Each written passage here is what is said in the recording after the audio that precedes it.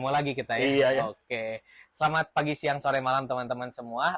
Ketemu lagi bareng aku Kira dan juga Aku Afif. ya. Jadi video ini konsepnya podcast yang bisa teman-teman dengerin tanpa perlu ngeliat videonya. Cuma kalau mau lihat videonya nggak apa-apa juga. Oke Afif, bahasan hari ini kita bakal bahas tentang interview seorang programmer. Asik. Ya, banyak nih yang nanya. Banyak ya, banyak ya, banget. Kayak, Bang, tips interview programmer apa aja yang ditanyain gitu. Nah, Afif sendiri pengalamannya kan waktu kerja di sini pun pernah diinterview dong. Iya pasti ya. Nah, kira-kira apa aja sih yang jadi pertanyaan-pertanyaan dasarnya? Oke ya. Mungkin gini, sebetulnya setiap perusahaan pasti beda-beda. Betul, gitu ya. betul. Mungkin saya akan ceritanya itu pengalaman yang saya alami aja Pengalaman gitu dulu ya. gitu ya. Jadi biasanya ya ketika interview itu adalah menyesuaikan dengan tech stack yang digunakan biasanya. Betul. Tech stack di perusahaan itu misalkan tech stacknya pakai JavaScript. Nah, biasanya gitu ya, ketika kita misalkan melamar menjadi seorang front end developer, maka yang pasti ya kalau HTML CSS itu udah pasti jelas. Betul. Gitu. Karena memang dasar banget gitu. Harus tahu banget gitu ya. Nah, itu pertanyaan yang mungkin pertama kali ditanyakan ketika interview, apalagi kita baru masuk ya, dan nggak punya pengalaman sama sekali, itu pasti yang ditanya dasar-dasar seperti HTML, CSS, kemudian mungkin masuk ke bahasa pemrogramannya yang digunakan, contoh seperti JavaScript gitu ya. Nah, setelah itu baru masuk ke yang lebih kompleks, yaitu masuk ke library, masuk ke framework. Berarti ada wawancara tentang React nih. Betul. Nah, jadi ada React gitu ya, tapi ya itu pun masih dasar gitu, konsep-konsep dasar, nggak yang misalkan React-nya udah masuk ke optimasi seperti apa, enggak. Biasanya seperti itu. Karena memang kan targetnya adalah nyari yang junior kan. Betul. Gitu. Karena yakin kalau junior tuh belum masuk ke ranah tersebut lah. Jadi ini topik kita soal gimana caranya seorang misal fresh graduate ataupun programmer nemu pekerjaan pertamanya. Betul banget gitu ya. Jadi memang nggak langsung yang ke levelnya tinggi banget gitu. Senior itu mah beda lagi lah ya ceritanya. Betul. Nah, kemudian selain itu juga ditanya tentang workflow biasanya seperti Git gitu. Karena Git itu adalah sesuatu yang pasti banget digunakan oleh semua developer ya, mau perusahaannya apapun gitu ya, itu pasti pakai. Nah, itu selalu muncul Git itu. Minimal adalah workflow lah. Nah, karena itu satu hal yang cukup penting juga gitu ya. Mungkin itu sih kalau dasar ya. Terus mungkin pertanyaan tambahannya adalah alur kita bekerja lah gitu ya. Misalkan seperti agile itu mungkin saja ditanyakan gitu ya, karena nantinya kita pakai juga tuh ya si agile ini kalau di perusahaan gitu. Contohnya seperti itu biasanya. Nah, kalau aku sendiri pengalamanku selain kayak ditanya soal teknologi, biasanya kayak ditanya sih kayak kenapa sih mau jadi programmer gitu. Iya bener ya. Nah, banyak nih orang yang kejebak di pertanyaan ini gitu. Kenapa sih pengen jadi programmer gitu. Dan aku pernah dengar cerita juga di internet, ada orang yang interview beberapa teman-teman programmer dan ditanya tuh pertanyaan itu kayak kenapa sih mau jadi programmer gitu. Dan beberapa orang yang diterima itu pasti jawabnya yang passionate. Nah, bener ya. Jadi harus orang-orang yang passionate di bidang programmingnya gitu. Jadi orang tuh mungkin mau ngerekrut kalau kamu punya kesenangan gitu gitu ya, nggak cuman sekedar bisa terus gajinya pengen gaji gede gitu misalnya kayak gitu. Kayaknya kalau jawabnya kayak gitu juga nggak akan diterima ya. Jadi mungkin pertanyaan itu juga ada gitu. Terus ada juga perusahaan yang kalau temanku cerita live coding, live coding tesnya. Dites gitu. Iya, dites live bikin coding. kotak ke tengah misalnya. Gitu, bikin center div. Itu biasanya mimpi buruk semua front end developer. Iya. Bener, bikin center div gitu kayak gitu. Atau ada yang pengalamanku sendiri, pernah waktu itu kan di sini juga pernah di tes live coding. Iya.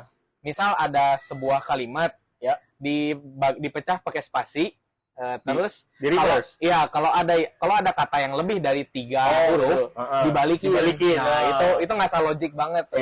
Jadi mungkin buat teman-teman yang mau interview live coding gitu-gitu, soal-soal kayak HackerRank, LeetCode gitu-gitu bisa sih. Itu ini banget ya, ngebantu banget ya. Karena memang ya sebetulnya mungkin tidak digunakan gitu ya secara daily-nya gitu ya. Tapi kan kalau kita lihat memang ya soal-soal di HackerRank juga kadang-kadang nggak masuk akal ya. Betul, itu susah banget. Susah banget gitu ya, apalagi yang levelnya udah tinggi banget gitu ya. Itu basicnya aja udah lumayan. Basicnya aja udah lumayan mikir gitu ya, apalagi yang tinggi. Nah, itu pun sama gitu. Ketika kita interview, ya sebetulnya fungsinya adalah untuk mengasah logika kita. Betul. Jadi memang tidak selalu ditentukan oleh pemahaman tentang tech stack gitu ya. Tapi juga ada live coding juga ternyata. Ya, terus ada juga yang tadi ya ditanya motivasi mungkin ya, motivasinya apa gitu ya, pengen jadi programmer tuh kenapa gitu ya. Nah, ya itu juga ya, itu salah satu pertanyaan menjebak itu emang agak nyebelin sih. Iya, nyebelin ya. Emang itu ngeliatin banget diri kamu kayak gimana sih. Iya, gitu, betul banget ya. Terus ada juga yang tipe yang aku pernah dengar cerita nih temanku. Interviewnya tuh soal gimana jadi tuh? Kayak dia dikasih soal nih, bikin aplikasi gini requirementnya gini pakai tech stack ini, dikumpulin 3 hari setelah interview. Gitu tuh biasanya. Jadi dikasih studi kasus ya. Iya, betul, dikasih studi kasus. Misalkan bikinin website e-commerce dalam waktu 3 hari gitu ya, contohnya seperti itu. Kalau teman aku ada yang pernah dikasih tugas kayak gitu tuh, dia disuruh bikin game kapal-kapalan. Disuruh bikin game kapal-kapalan pakai React.js waktu itu. Dia ceritanya kayak gitu, kayak jadi lumayan challenging juga sih, tapi ternyata pas gitu. Ya, dan itu biasanya tergantung dari posisi yang dilamar sebetulnya ya. Nah, kira-kira nih ya, kalau misalkan tadi kan kita udah tahu nih interviewnya ngapain gitu. Nah, kita sebagai yang nantinya akan diinterview, kira-kira apa nih yang harus kita siapin gitu? Pertama siapin mental pasti. Mental ya.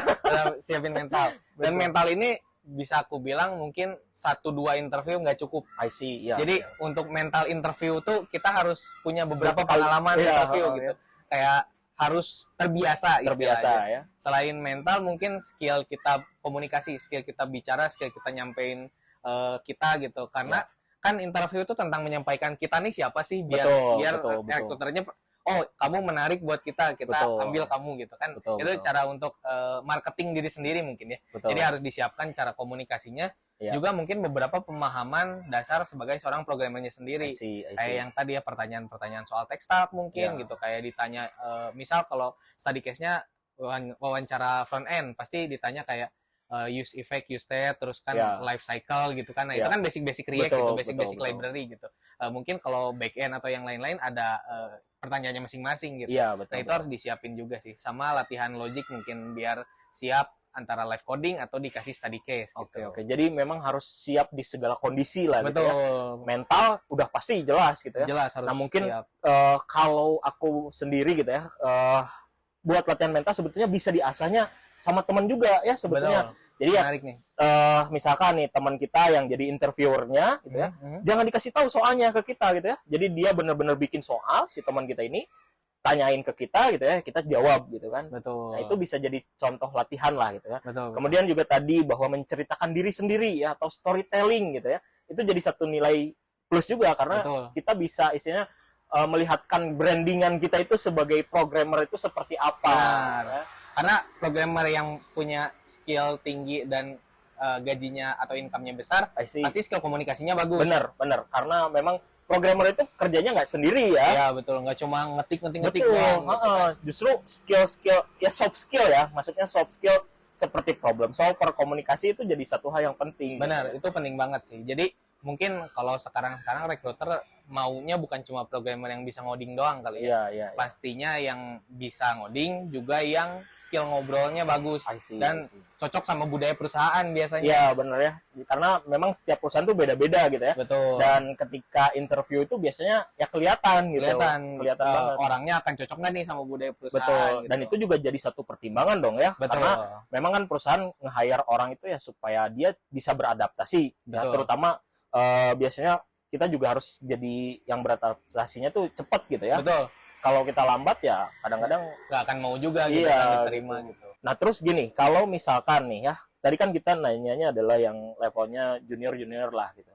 Nah kira-kira kalau misalkan udah mulai masuk nih ke level mid lah gitu, mid to senior nih, kira-kira yang ditanya tuh biasanya apa sih? Biasanya kalau di mid to senior yang ditanya pengalamannya apa aja, ya berapa lama, terus pernah bikin apa aja gitu kan. Terus biasanya impact apa yang kita kasih gitu. Misalnya ketika kita bantu sebuah perusahaan nge-revamp tech dari A ke B, hasilnya performance-nya naik berapa puluh persen gitu. Nah, itu biasanya disuruh diceritain gitu, kayak gimana sih kita caranya nge-achieve itu gitu. Terus selain itu mungkin kayak ditanya pernah pakai ini enggak, pernah pakai itu enggak, terus bisa soal sisi security juga gitu, soal optimisasi juga gitu. Jadi udah nggak terlalu basic banget sih pertanyaannya, tapi kayaknya pertanyaannya masih make sense dan bisa dijawab kalau udah punya pengalaman di beberapa tahun tertentu gitu. Misal kita pengen ngelamar di mid level, berarti kan kayak 3 tahun pengalaman gitu. Pasti kayak udah tahu lah gitu. Ada ukurannya lah atau takarannya gitu ya. Jadi sebenarnya pertanyaan-pertanyaan interview tuh make sense sih. Make sense ya. Ya memang kalau udah masuknya ke middle to senior tuh lebih banyak bercerita lah ya. Pengalaman kita pernah ngerjain apa gitu ya. Pakai apa, terus kira-kira impact-nya apa buat perusahaan tersebut, impact buat bisnisnya. Iya, dan itu memang mungkin beda dengan yang junior ya. Kalau junior kan memang tuntutannya ya pasti adalah ya dia bisa menyelesaikan problem-problem coding lah gitu ya. Nah, kalau yang ke senior itu udah memikirnya ke sisi security-nya, optimasinya seperti apa ya, jadi lebih kompleks lagi. Iya betul. Nah itu juga muncul tuh pertanyaan kan teman-teman, kayak bedanya junior, middle sama senior tuh apa sih gitu. Ketika kita junior tuh biasanya kita cuma get things done gitu. Jadi kamu dapet tas, selesaiin, udah gitu. Tapi ketika kita udah masuk mid to senior, yang kita harus pikirin adalah apakah aplikasi ini bisa scalable, bisa gampang digedein gitu, atau maintainability-nya gitu lebih gampang nggak gitu, terus sisi security-nya gitu, apakah gampang dijebol gini-gini gimananya gitu. Ya mungkin juga selain itu ada juga ya seperti penggunaan stack gitu ya. Tech stack itu kan ditentukan itu tidak semerta-merta tiba-tiba ya udah kamu pakai React gitu ya. Enggak juga gitu ya. Dan tentu itu kan tugasnya seorang senior ya. Kenapa harus pakai React gitu ya? Alasannya kenapa, terus kelebihannya apa, kurangnya apa gitu. Dan juga ada benchmarking dan juga dilakukan dulu testing terhadap framework lain misalnya gitu ya. Nggak cuman asal ngikut tren gitu. Iya ya, misalkan sekarang lagi rame React, ya udah ikut aja React gitu ya. Nggak gitu ya. Nggak gitu ya. Kalau butuhnya Laravel cukup Laravel aja misalkan gitu ya. Atau kalau misalnya cuma butuh HTML CSS, iya siapa tahu ya. Lebih low effort gitu. Jadi ketika udah ke senior tuh mungkin mikirnya yang effort sekecil-kecilnya untuk impact sebesar-besarnya. Mantap tuh kata-katanya. Nah iya. Oke Afif, menarik banget nih topik kita hari ini. Cuma kayaknya kita udahin dulu aja. Barangkali teman-teman punya topik yang mau ditanyain, langsung aja komen di bawah. See you!